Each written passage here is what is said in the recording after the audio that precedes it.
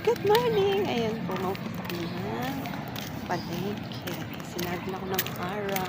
Hi, Labi-Dabi! Good morning lang! Good morning! Tweet! Tweet! Tweet! Mamalengke lang po kami. Punta kami ng palengke para sa aming tawag dito, pang isang lingguhan, 2 lingguhan, gano'n. Mamalengke kami para sa ulam ngayong lunch. Ano bang menu natin ngayon? Ha? Anong lulutuin natin? Lalakad lang namin papuntang palengke. Ayan. Exercise na rin po sa umagang kay ganda, di ba? Sana laging ganyan tuwing umaga paglabas mo, hindi ma-traffic. Walang ganong dumadaang sasakyan. Tahimik ang paligid. Ayan. Palabas kami ng aming kung saan kami namamalagi. Dito sa Caintarsal.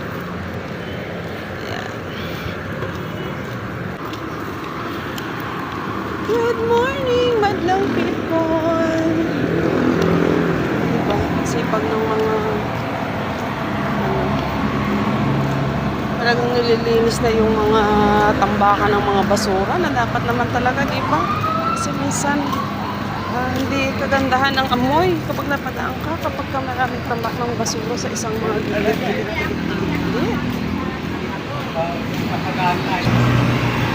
Yan. Ilang minutes ba bago tayo makarating ng palengke? 5 minutes.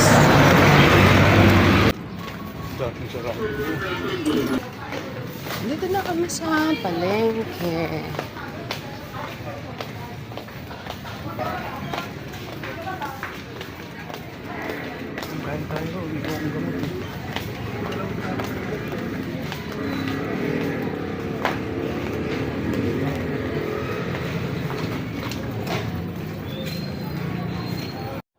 Dito na kami sa palengke at syempre kapag Sabado kasi na namamalengke kami, dito kami mag-almusal sa paborito naming kainan.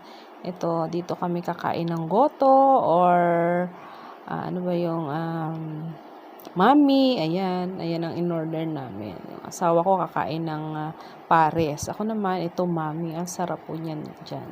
Kaya nga tuwing Sabado, dyan kami nagbe-breakfast ng aking asawa ko basta kami mamamalengke. Ayan, marami po dyan kasing kumakain kapag Sabado. Lalo na dito sa isang katabi niyang kainan. Ako, masarap din po doon. Kung ilang dekada na yata yung kainan na yan. Ayan, sarap po dyan ng goto.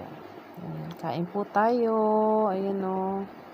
Hindi naman tayo masela, no? Tsaka malinis naman po dyan sa aming binibilhan na yan. Isa pa, mura naman po ang aming bilihin dyan. Mura din po ang mga kung ano man yung kanilang ini-offer. Ayan, umorder din ako ng tokwa at saka itong lumpiang gulay na masarap. Diba? Kailangan nating kumain dahil medyo mag-iikot tayo sa loob ng palengke. Magugutom. Ayan po.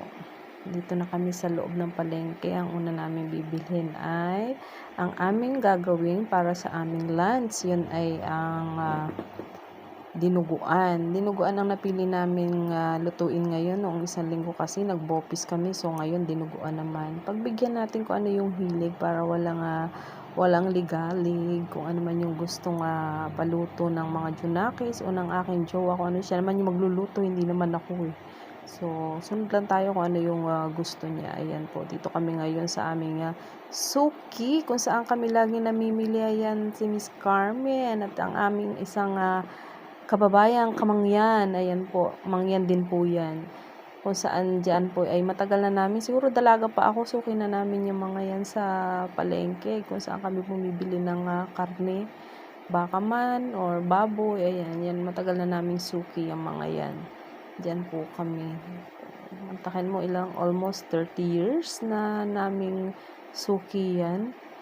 Hindi lang kasi dati pa kumbaga wala pang asawa Nandiyan na yung mga yan. Ayan po ang ginagawa niya sa aming lulutuin mamaya. Siyempre lilinisan muna at para mawala yung mga balahibo.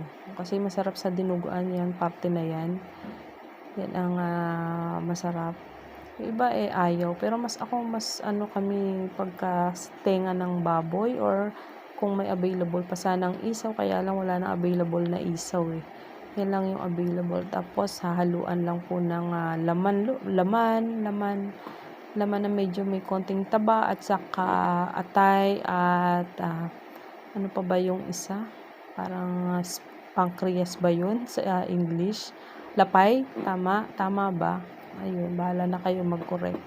Kakaroon na ng memory gap tong inyong lola Ayan po, diba? Nililinisan niya ng husto. Ganyan sila kalinis dito. Kaya mas gusto namin talaga dito sa Cainta mamalengke dahil dito sanay ka na, hindi mo na kailangang hanapin pa kung saan yung bibilan mo. Oo, minsan mura talaga sa ibang lugar, sa ibang karatig bayan namin, mura talaga ang mga bilihin doon. Pero kumbaga nakasanayan na natin dito sa Cainta Market at yung dahil nga may mga suki na rin tayo dito, hindi mo na kailangan pang lumayo pa. Nandito lang naman, ba't kalalayo pa, diba? Ayan.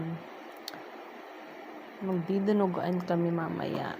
Pero jowa ko lang naman na magluluto niyan. Ako taga-video lang. Ganon talaga. So, ayan na nga. Talagang pinapakalinisan, tinatanggal yung mga maliliit na balahibo, tinatanggal yung madumi sa parte ng tenga. Siyempre yan, mamaya sa bahay, hugasang mabuti at pakukulaan pa yan, palalamutin. Ayan, ganun kalinis dito sa amin sa Cainta kapag bumili ka. Kahit sa isda, kapag bumili ka ng isda, ganun din, lilinisan na rin nila. Meron pa nga ako isang market na napuntahan dito banda rin sa Cainta, na kapag bumili ka ng isda, talagang pwede na nga lagyan na ng asin Aasinan nila. Para pagdating sa bahay, lulutuin mo na lang o tatago mo na lang sa freezer. Ayan, ganyan po. Kaya, sa totoo lang, medyo pagdating sa mga ganyan luto kasi medyo maselan tayo lalo sa mga bata, sa mga anak natin syempre.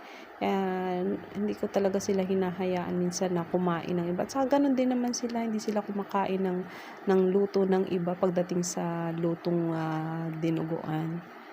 Luto lang talaga ng papa nila ang gusto nilang kainin pagdating sa ganyang klase ng luto. Ayan. Yan na po. Nandito na ngayon tayo sa mga isdaan at bibili na rin tayo ng isda para sa ating pang-stock ba? Pang-stock sa isang linggo or minsan naabot pa nga pang 2 linggo. Marami pa namang stock sa ref So, kailangan natin dagdagan kasi pag hindi natin dinagdagan, mapapalaki yung gastos natin sa susunod na pamamalengke natin. Kaya ganyan ang ginagawa namin. Kapag may kulang, di dagdag na lang ng dagdag. Lulutuin ko ano yung unang pinamili. Para yan, sa susunod naman. Medyo kailangan magtipid tayo sa mahal po ng bilihin. Ilang piraso pa lang yan is nasa 200 pesos na. Kalahating kilo pa lang, 200 pesos na, diba? So, isang kainan lang. So, dahil nga kami, ilan lang naman kami. So, minsan hinahati ko talaga, binabudget ko. Dahil hindi naman din ako makain. Kahit yung anak ko, ewan ko ba, bata pa mga nagda-diet na. Ayan. So, dalawang klase lang ang binili namin sa konting stock na karne. Dahil may mga stock pa naman at minsan tamad na rin kami magluto. Bukod sa pagluluto, minsan bumibili na rin kami ng lutong ulam. Kung halimbawa yung lechong manok, yung mga ganon. Tapos, ayan, syempre, Sabado, lagi rin po ako umiinom ng sabaw ng buko every Saturday. Lagi kami. Medyo mahal na nga ang buko. Tinanong ko nga si kuya kung tataas pa ba yan ngayong December.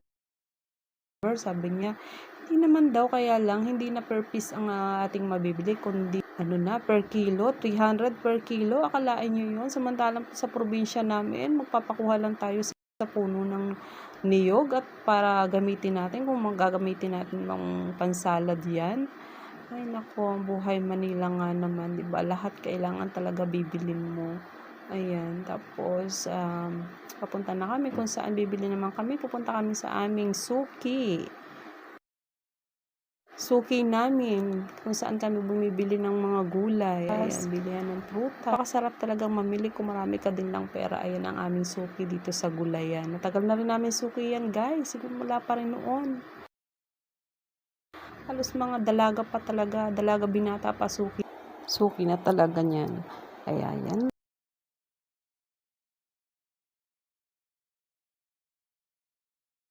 Hello, madlang people! Ito na nga, magluluto po tayo ngayon ng dinuguan or chocolate meat. Maaga po kasi kaming namalengke kanina, kaya ayan, bumili kami ng aming lulutuin ngayon for lunch. Dinuguan nga ang pagkasunduan na lutuin. Ayan po, laman ng baboy na may kasamang tenga at saka liver at ano bang tawag doon? Pancreas. Ayan po, pinakuluan muna yung tenga ng baboy bago hiwa-hiwain ng cubes. Kasi masarap talaga ang dinuguan kapag tenga ng baboy. Mas gusto ko yan. Ang halo, ayan po. Ayan, hinaluan namin ng atay, lapay. Ayan, syempre, igigisa natin yan sa bawang at sibuyas na mayroong kasamang tanlad. Kasi ang tanlad nagpapaalis ng lansa, lalo na dun sa main ingredients niya, 'di ba? Masarap po kasi kapag mayroong halong tanlad. At yung tanlad na yan ay marami rin yung benefit sa ating katawan. Pwede yung ilagay natin sa tubig at ating inumin. Nakakadagdag ano yan sa ating, lalo na kung may inuubo tayong kasama. Ayan po, luto na yung ating tenga. Hiwa-hiwain na po yan ng aking jowa. Mamaya naman ay igigisa na yan after ng mahiwa yan. Ayan, hihiwain lang siya ng cubes. Ayan po. At igigisa na nga po niya. Ayan, ginigisa na niya. Kailangan gisang-gisa po yan para mawala yung lansa kasama yung tanglad or lemongrass. Ayan, kasi yan po, nakakapagpawala po yan ng lansa kapag yan ay sinama mo at inilagay na po yung main ingredients yan. Alam nyo na yun. Ayan. Halo lang po yan at pakukuluin siguro mga 15 minutes. Okay na siya. Malapit na po ano yan. Sabi ng asawa ko, maghintay pa daw ako ng mga ilang oras. Ay, ganun. Gutom na kaya. Kaya po, ayan. Pakulo lang po ng pakulo kasi kailangan maitim na siya. Nasabi nga na chocolate color na siya, dark chocolate na. Kasi kapag medyo mapula-pula pa ang kulay niyan, ay malansa. Ay, ayoko naman ng ganun. Yun lang ikinaayaw ko, kaya ayaw kong kumain ng ibang luto. Kapag hindi talaga siya yung nangingitim na ang color niya. Ayan, halo lang po. Tapos kapag po yan ay medyo talagang luto-luto na, pwede na pong ilagay ang siling green. Ayan po yung papabango din sa ating dinuguan. Ayan na nga, luto na po siya. Pwede na po siyang ihain. Pwede na po tayong kumain at mabigay sa may gusto dyan. Siyempre, dadalang ko yung aking biyanan maya-maya. After nyan, mamimigay naman po tayo sa malapit lang dito sa atin. Okay, yan lang po. Maraming salamat.